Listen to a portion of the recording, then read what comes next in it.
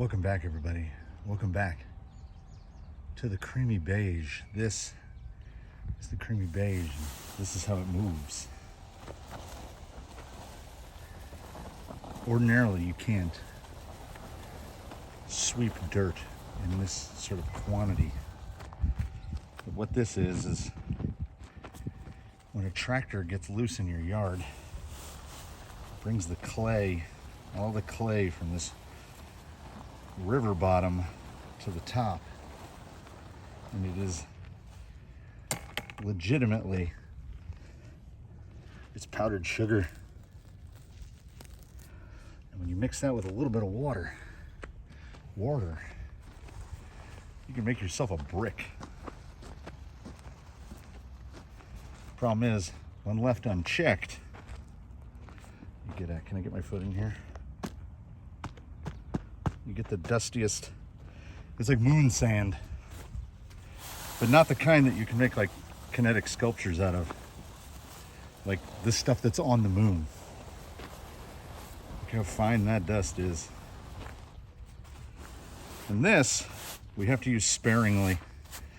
You can't just make a whole bin full of that. It's like legitimately 4 parts water to 1 part of that, and then it takes 2 weeks to dry. So we have the sift. Let's pull back here.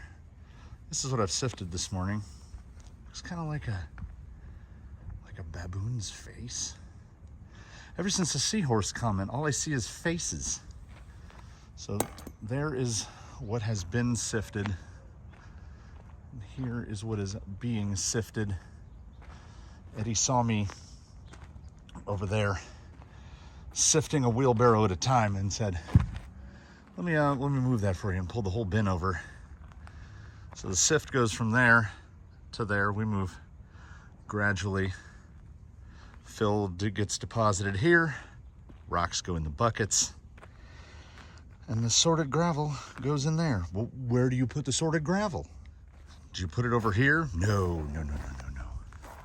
This still needs, yesterday, when I avoided, day before yesterday, the whole month is a blur. When I decided I wasn't going to sort dirt that day, the thought that had popped in my head initially was like, what do you need to sort dirt for? You don't need dirt for anywhere. Well, if you can see a gap or a large shadow like that future or current squirrel house, it's got to get filled. So all this needs filled. I haven't forgotten about this. We're still working towards it, but the pepper trees are doing the thing that pepper trees do in the summer, which is,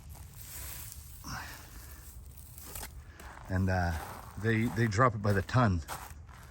So I have to clear this walkway routinely, but I know, pause. I know I'm not killing anything because these trees are getting bigger than they've ever been. There's that evil thing. So the gravel comes in down here. Not that one could tell, as the leaf cover is getting pretty substantial. A big part of that, there's a concrete pile hiding. Hello, there it is. A big part of that is coming in here. I'm going to continue. I'm going to kind of box this. I think that's a fruitless pomegranate. All I know is before I cleared all this out, it was dead. Like there was just a little stick with like 1 leaf on it. And there's now that one, and that one, and that one, and that one, and that one. There's like 7 of them now. So I want to get gravel. I basically want to fill all this, where it's dirt, fill all of this with gravel. And then basically continue this all across here. Extend that down, kind of box the plan in all along there. I need to get those blocks out of there, but that one in the end's 315 pounds, and I don't like it. I don't like it at all. So the morning so far has been productive, I would say. That mound is just from right here.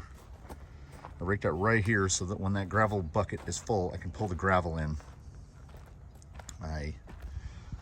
This is where small rocks and medium rocks, well, I guess I'd call that a big rock. That's where those go. And yeah, it's just dirt from over there to dirt over here. And I've got about another 2 hours of that, of which I'm not really going to document much. There is not, this is prep day. There's no real construction going on. This is cleared up pretty nicely. I sort of enjoy the open space, but at the same time, I'm like, what a waste of space. So I think I'm gonna mark this out. I'll make a mark line, and well, you'll get to see this. This will be coming up in one of the following days. I'm gonna make a cut line, and I'm gonna dig in that deep, the thickness of one of those, much how this is.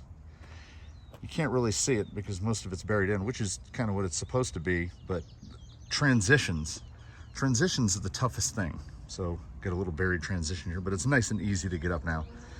So all across here, the transitional areas are pretty good, except right about there. But I think because of the slope there, I gotta buy something.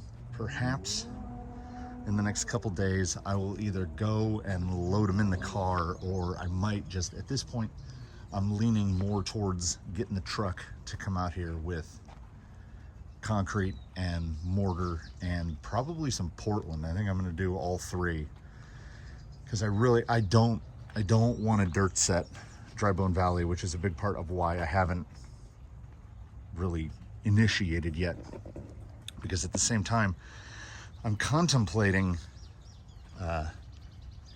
bringing the footing, like basically pavering this out using the busted up concrete, which yes means I need to dig down.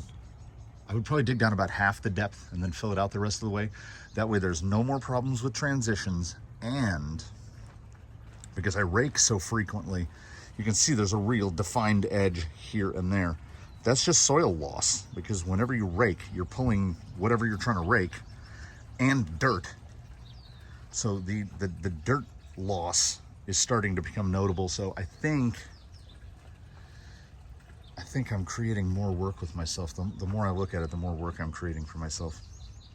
A couple more of these chunks need to get pulled out. It's crazy to me that this used to be the original Dry Bone Valley line, and there was just this huge opening.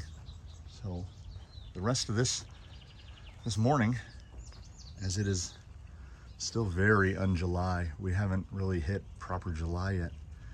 It's move this here, move this there, prep, which is okay because the gloves last longer, because I'm not picking up pieces of concrete. They're gonna shred my gloves. So I'm gonna go back to it, and I'm gonna turn my music back on, because the music keeps, my hands are already occupied. Something's got to keep my brain occupied. I'll see you in a minute. So are you trying to tell me it's not just a normal thing for a person to have 3 wheelbarrows? It seems normal to me. I own like 5 flat shovels. This is the next step of the creamy beige, in which we make a spy hunter like smoke cloud that obscures everything. Because as it is sifted through the double strainer, we get more pea gravel. That's surprisingly heavy. Pull the main screen off. And as you can see, we've got the gold. This stuff is, oh, it's as good as the rocks. It is legitimately like confectioner's sugar. And when you mix that in, it's free concrete almost. I've actually, well, let's just head over there. This obstacle right here was a test portion where I basically took that exact sifted stuff like that. So all this right here is sifted native soil, 50-50 with Quickcrete and then with the rock in it. And it's starting to kind of, it's starting to separate a little bit, but I mean, that's to coat this whole area right here from about that boxwood over. You can kind of see the defined line. That's 160-pound bag, so I can really stretch it. And as I now have access to such a quantity of the beige, it is ordinarily very difficult to gather this stuff, as I just have to try to scrape the top surface off. But a tractor came over here and did that for me, and I've got even more. I mean, a full wheelbarrow full. I will use, I have a little, that guy right there, that little bucket. I will use one of those buckets full of this to a whole bucket, to a whole wheelbarrow, the tall boy, the cobalt of that. So I can do, that's probably 10 wheelbarrows worth. And if I was mixing this with concrete, that could probably do, just that amount right there could do like 3 90-pound bags of Portland. So now I'm just thinking more work for myself. I realize now I have I'm a one-man mini plant, because we've got the ultra fine, we've got the DG, we've got the concrete, we've got the unbroken fill material, there's unsifted, we've got our little bit of rock over there. I think this is what's gonna happen. I need to set in all the way across. Like, there's a little bit set in there, and I wanna build up more along the other side of the bridge right there. All of this needs dirt fill all the way across. This is the location where all asphalt goes. I am going to continue the Oblivion line. I realize now this is a lot. We're over 20 ton right there. So as I'm pulling this line out, I've just started to pull this out. I'm gonna continue that line pull along the block and all the way across, probably to there. Leave it open there because it kind of tightens up. So instead of there being the block here, Leviathan scales right here will continue down, and I will sort the pile, and I will use the material that's about this size just to keep it continued down, and then just dirt set it with the same stuff. I don't come over here much in the summer because A, it is very hot, and I think the biggest spider in North America lives in that terrifying hole. So we're about an hour since I last interrupted your day, which, you know, in YouTube time is probably a matter of seconds. And I am as dirty as a person can be, because you saw that dust cloud come off. So I sift and I move and I move and I sift. And I honestly, I feel pretty good because I've made it. There's a dent in that. And I'm gonna keep going. I've got, yep, 1 more hour. And then, I mean, I'll just let you know, because like, I'm not keeping surprises here. You're watching along as I'm doing it. As soon as I like to do about between 3 and 4 hours of this in the morning. This is my morning workout. And then we are going to head back into the workshop and hopefully do as much of revision 2.5 on Blue Sky High as I can get done. And I had an idea. It was when I was shaking one of these, I had an idea. So you'll see a little more of this, and then you'll see a little bit of that. It has not been quite an hour since we last spoke, but I'm calling it on the outdoor shenanigans for the day. I think I've gotten between 3/8. Oh, not dirty at all. I've gotten between 3/8 and half of the way through that. Most of it was very clean. I forgot to move this.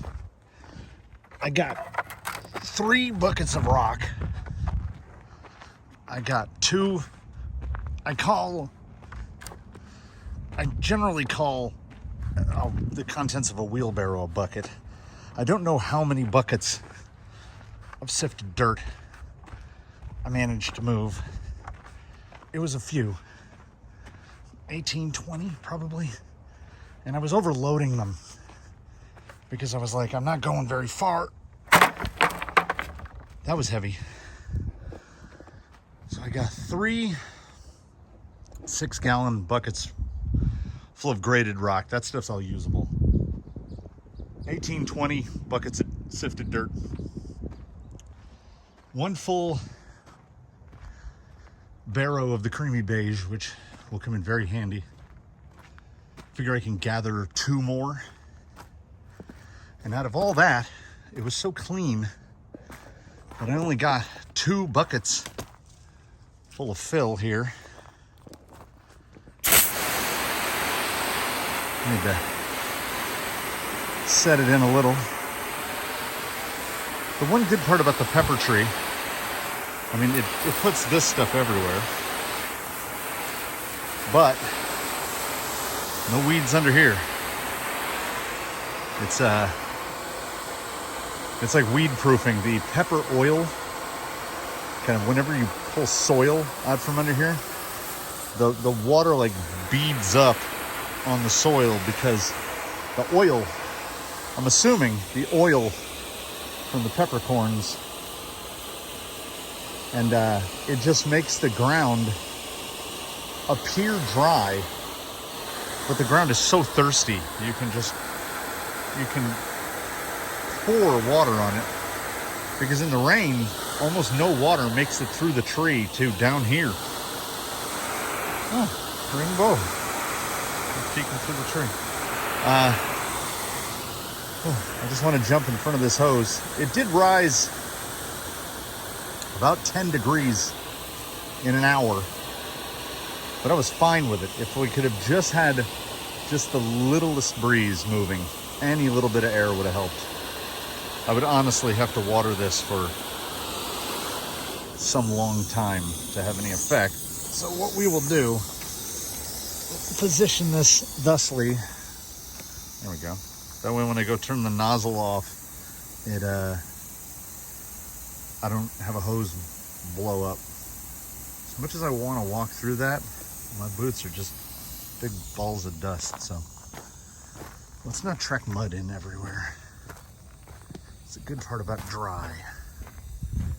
Oh, so much material. It's feast or famine around here, and we're beyond feasting right now. The Palo Verde tree has moved into its phase of these, like, I don't know, these bean things. They look like beans. After it makes flowers, it makes beans.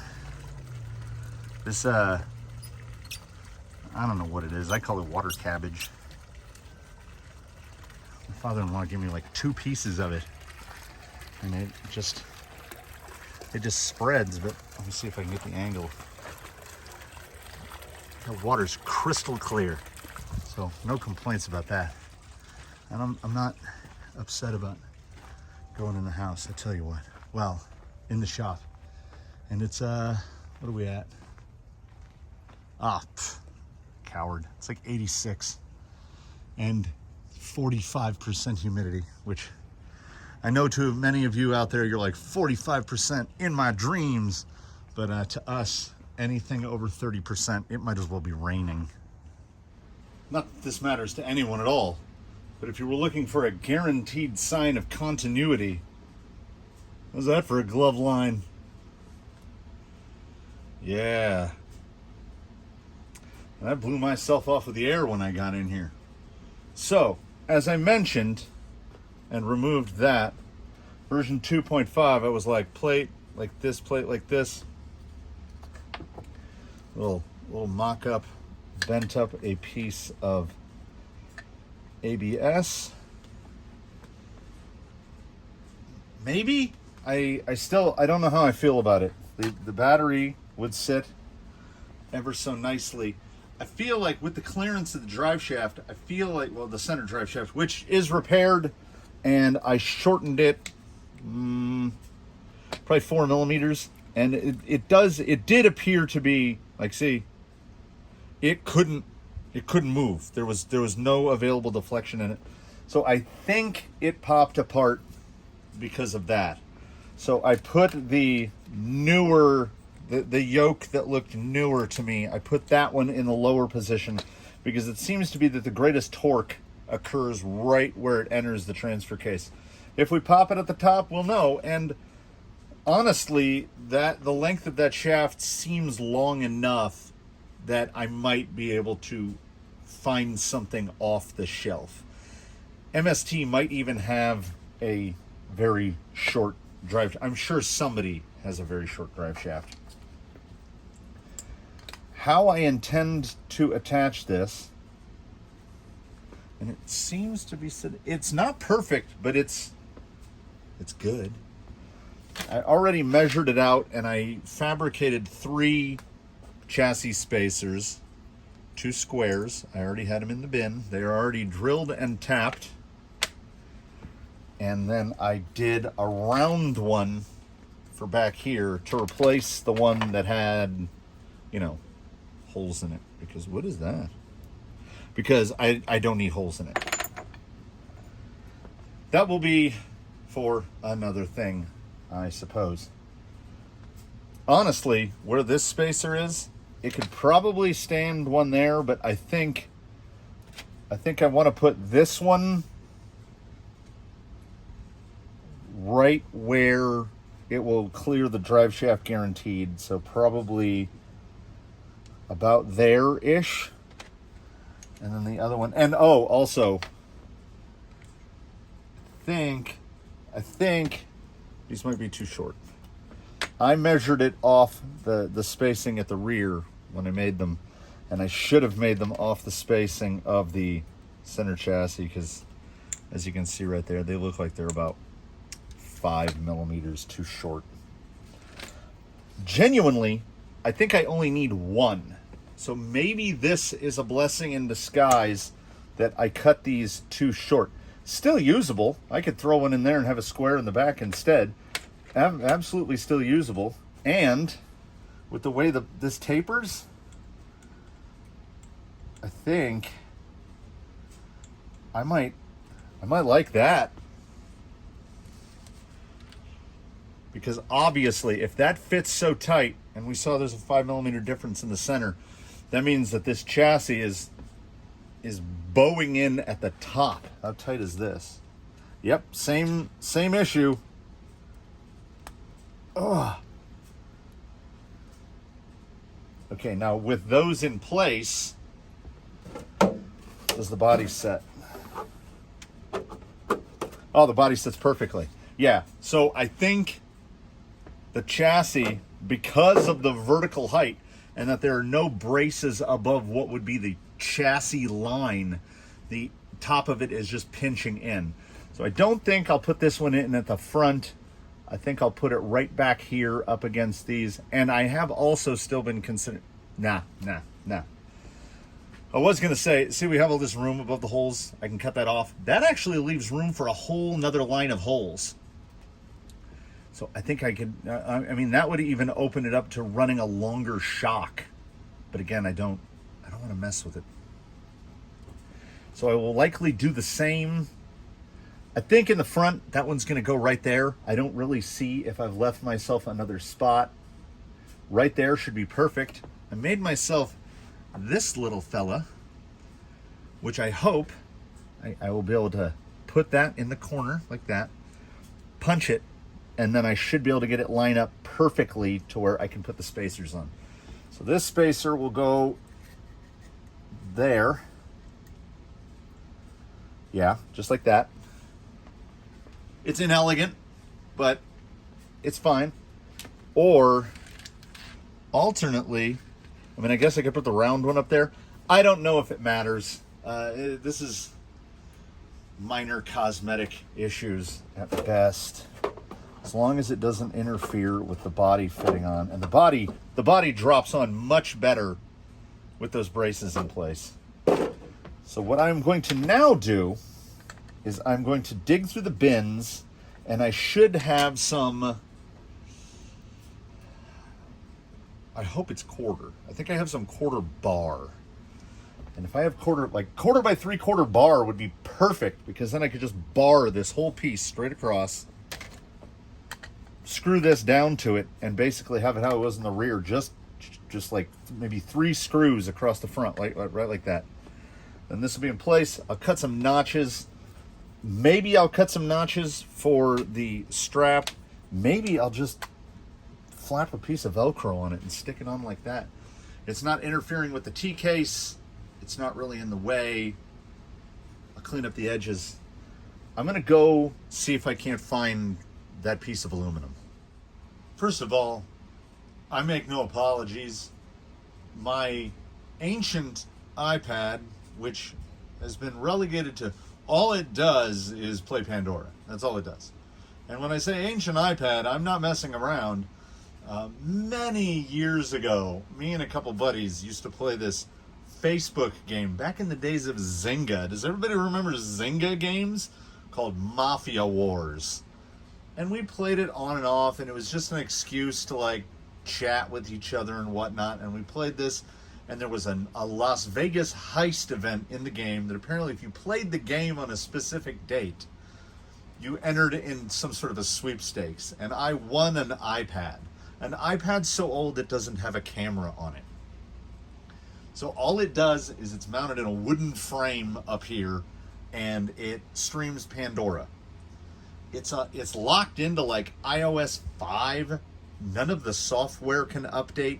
It acts weird sometimes, but it still works. And my buddy, the guy who owns Colonel Mustard, still to this day will occasionally bring up the fact that I won an iPad from playing a stupid Facebook game.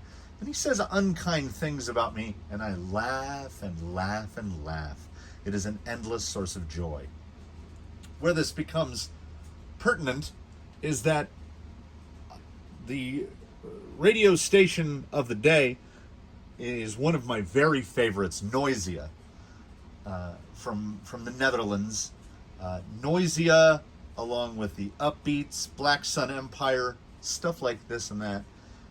And the iPod today was just firing out absolute bangers, non-stop, one after the other, and I just kept chugging along. I think the last time I turned this camera on was when I popped in to say, I'm going to try to find some 1/4 by 3/4 aluminum bar, and I found it, and it played an Upbeats track from like 2010 that I've never heard Pandora play before, and it was all, I guess, downhill from there, uphill from there. There was a hill. Extensions, gone. I hate them. Some of the stuff here is how it's going to be. Some of the stuff here, I don't know if this is how it will stay. As you can see here by the carnage, I was working in place. Didn't even bother to take the chassis apart. And to be completely honest with everyone watching and listening, I got real lucky. There is the 3/4 aluminum bar. There he is. He's got holes in him with tiny little 6mm screws, flathead screws in there, and countersinking into 090 material. When the head that you have to countersink for is about 090, is a trick. But we got there. Let's see if we can prop this up a little better. So here is revision 2.5 as it stands for the moment. Battery is in place, single strap. It does not appear to contact the center shaft, but I don't know. 4 bolts holding this in, so this whole thing can come out with just the 4 screws through there. I put the front chassis brace in. I got lazy for the rear chassis brace and just put longer bolts on the shocks. That's done. Honestly, when I finally arrived back at the conclusion to reincorporate this receiver box, it really, by my standards, cleaned up the wiring. Because when it's all plugged in, I mean, it's pretty tight in there. Button here. Now we find out, obviously, this is the first time it's had power to it. Why would I do that in advance? We have go. We have steer. We have steer. Hey. For some reason, I can never remember if I picked channel 3 or channel 4 for the rear steer. Everything seems good. The only sticky here, okay, two potential stickies. We're going to put this on a rock right now because I realized, as I've said, July is just a blur.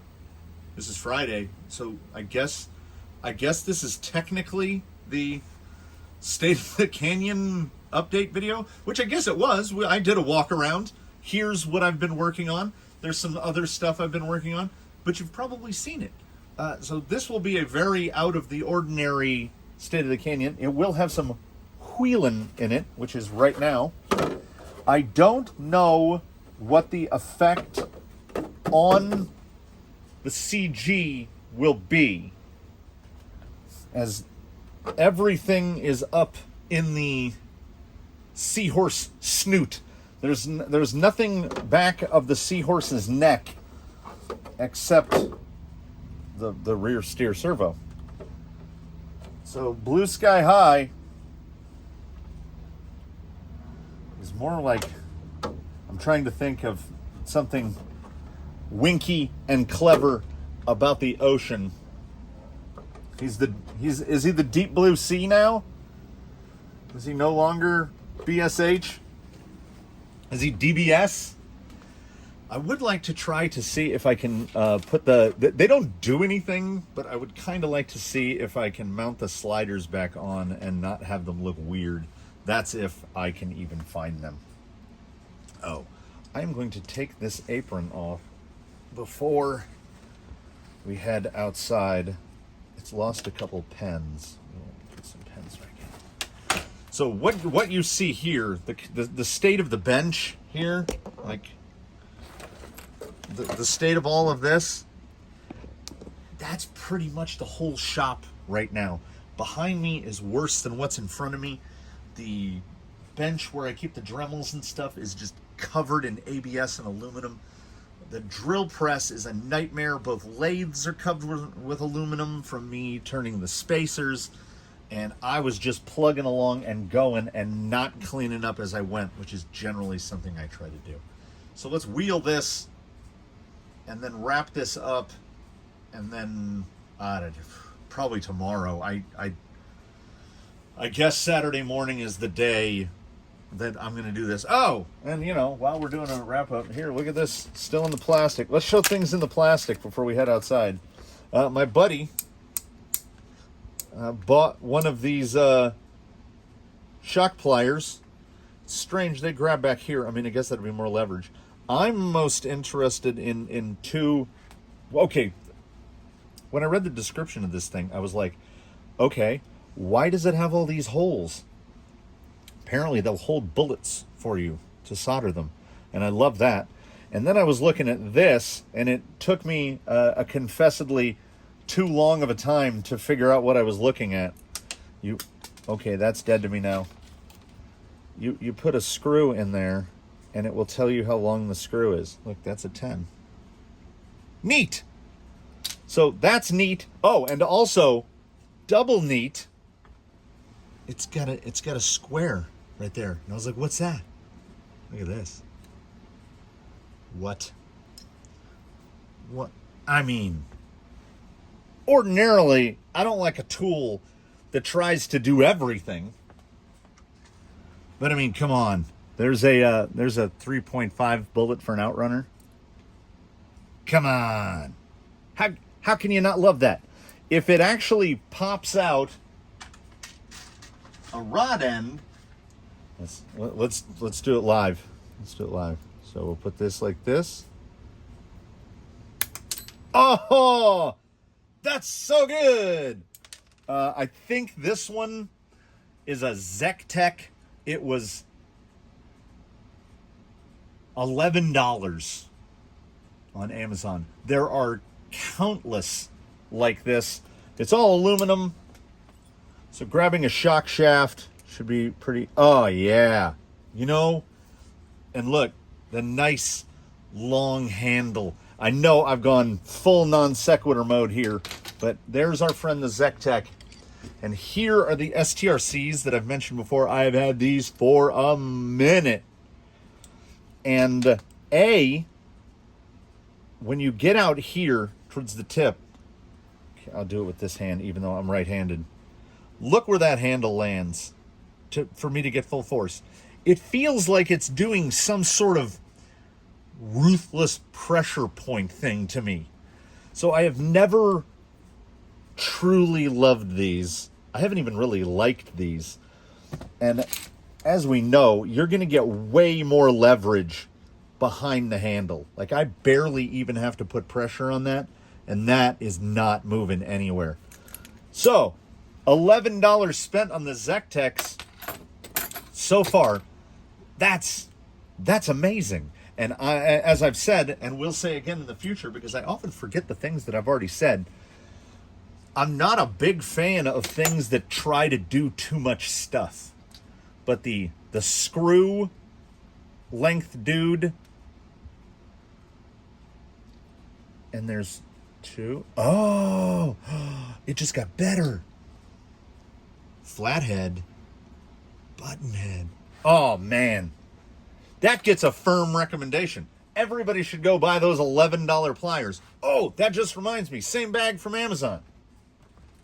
So that we're not trying to burn down the building again, I got me a 2-pack of the Z lipo guards because I self-diagnosed, but every day I feel like I get a little more obsessive compulsive. Like, honestly, I get up in the morning and I dig dirt whether I want to or not. I rode 10,000 miles on a bicycle for 5 consecutive years, and I hadn't ridden a bicycle in 20 years. So as the lipo bag that I already own looks like this, it seemed only logical to get a couple more. And I will scroll on them with some marker or something, and one will... Here's what I'm hoping. Okay, right here. I'm hoping I can move that stuff to another location, and oh yeah! That bag is going to go right there with the crawler batteries in it. This is where I keep my 6S batteries that still terrify me. And no, I'm sorry, this is the 2S, 3S bag. So now I will have a 4S, 6X bag, a 2S, 3S bag, and then a crawler specific bag. Nice. Like living in the future. So before this video runs as long as the day, oh, I really don't want to clean all this up. I really do not. Let us meet and greet the heat and try some rocks and see if we can, not break this. I mean, sure, now there's a breeze. I'm not complaining. I'll take it whenever I can get it. Y'all know that Saturday Night Live sketch where Tom Hanks inexplicably played David S. Pumpkins? I think it's a reasonable allegory for how my brain works. It is David S. Pumpkins all the way up and all the way down. In my head right now is the song Mr. Jones by Counting Crows. It came out of nowhere. I haven't heard Counting Crows on a radio, movie, anywhere in I don't remember how long, and Mr. Jones and me, it's right there. That was easily done. We should go to Daphne's line. Let's go to Daphne's line. I have said it and I will continue to say it. I think an underserved market in RC, and well, in rock crawlers specifically. How has no one made, and if you find one after the date this video is posted, they stole the idea from my brain. How has no one made a 4-wheel steer radio? Where's the radio with 2 steering wheels on it? I've attempted to make it. This line is very dirty. This is an iffy proposition on the best of days, but we do have ruptures. ruptures are made of magic.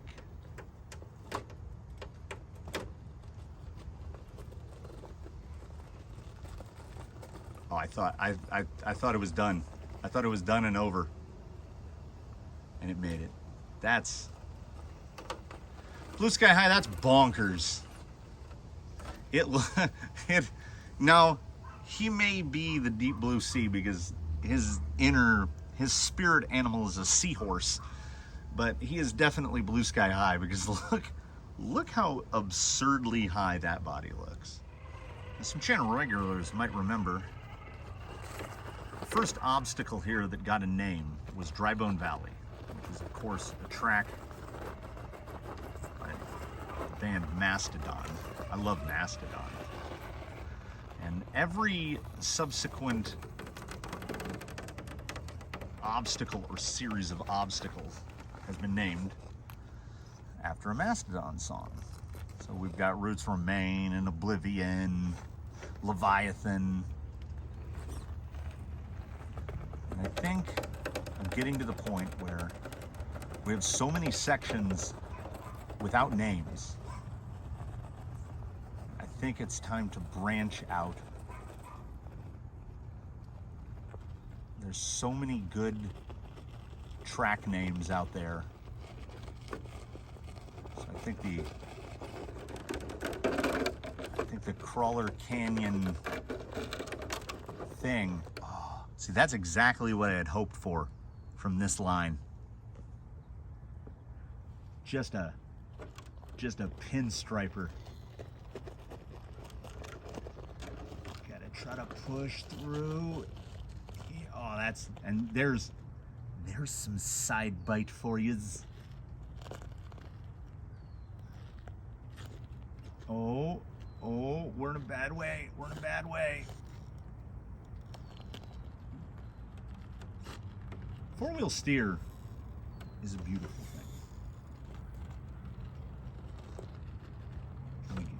Can we get out of this unscathed? Let's find out.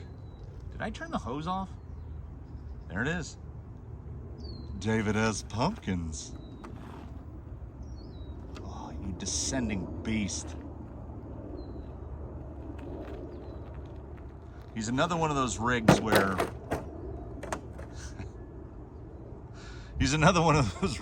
the motor is perfect. We've changed a little bit of a lot, obviously. If you count what he was built with, he's on his third chassis. Man, these tires grab. See, there's my problem though. I will give it the attitude. Okay. Again, the elevator is just changing floors. Ruptures have so much omnidirectional grip. I have seen them on more than one occasion. Basically, the servo can't turn the tire because the tire is grabbing so hard. There went the center again. All right. I gotta figure something out. And here's what I'm thinking. Somebody here, I can't remember who, it's not Rusty, Misdirection? One of the more recently built rigs has a set of sloppy drive shafts that were assembled out of a handful of different parts that I just managed to get them together. So the drive shafts have like a lot of side to side, like nothing fits together super tight. I just ordered plastics because I have the ends to build a set of element drive shafts. So now what I have to decide is, do I take those new element pieces and take the sloppy shafts off of whoever they're on, put new elements on there, or do we go all in for the win and carve up some element stuff and build a little wee babby element shaft for the middle of this. I already know exactly what happened. Remember how I said I put the tighter one down at the bottom? I'll bet you this truck, it popped off at the top.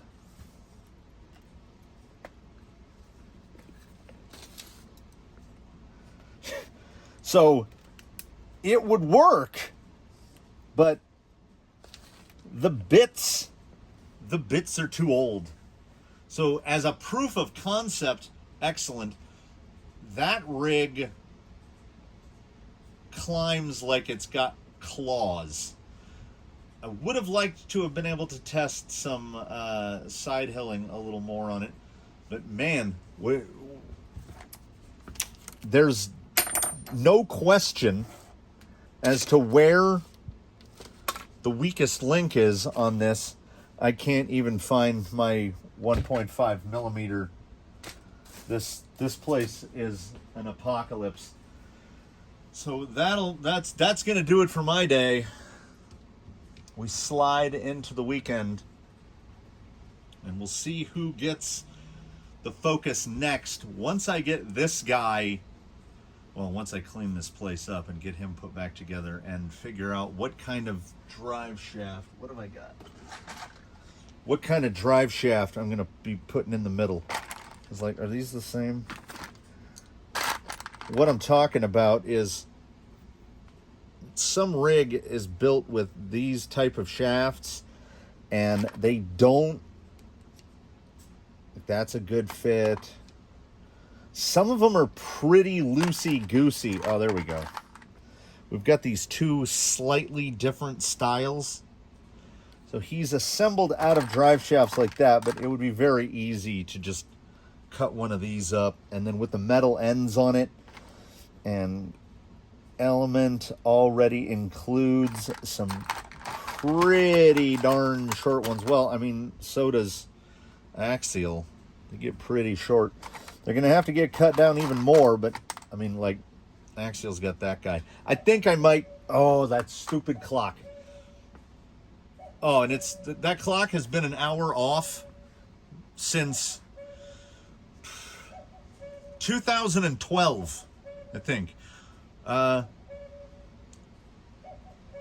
It chimes in, oh, and also it chimes at 7 minutes after the hour. It keeps time so accurately that it still goes off at 7 minutes after the hour to this day, because it runs on 4D batteries, and it's a foam, it's made out of like expanding foam. It's this cuckoo clock that a buddy of mine bought at a swap meet for $1. And a little bird comes out, and part of me loves it because it's kitsch and it's hilarious, and part of me hates it because whenever I'm trying to talk or record a video, the bird's like, oh hey, let me go 1 hour off of the actual time. Anyway, I'm gonna sort this drive shaft thing out mentally, because that's next up to bat. Tomorrow morning, sábado, will most likely be the same thing. I gotta get through that dirt pile. It's in my head. I gotta get this guy sorted, and it's, as far as I'm concerned, it's the center shaft. I'm happy with the receiver box mounting. I'm happy with the handling. I'm happy with everything about that rig. Blue Sky High is hearty, but he's got to go to a proper CVD end drive shaft for that center shaft. And I can fit one now that the motor moved forward. At least I think I can. I'm pretty sure I can. Provisionally, I'll assemble the metal ends and I'll space it all out, but I'm not going to allow myself to do anything until I clean up this. When I threw my apron on the bench, all the sawdust that had filled up in the pockets flew out. It's fine. There's just mess everywhere. It's a mess. Blue Sky High is not a mess. I hope your all's weekend is not a mess. I thank everybody sincerely for watching, for sticking with me. This is what? This is day 8. We're 8 days in. We've got 23 days to go. And I don't feel like I'm any crazier than I was when we started. I mean, we'll see. It's still 3.5 weeks to go. I could be completely bonkers by then. So leave a comment below. I love reading them. I love responding to them. And subscribe if you haven't. Why not? Who does it hurt? And tune in for the next one, which will, of course, be tomorrow. Have a good weekend, everybody.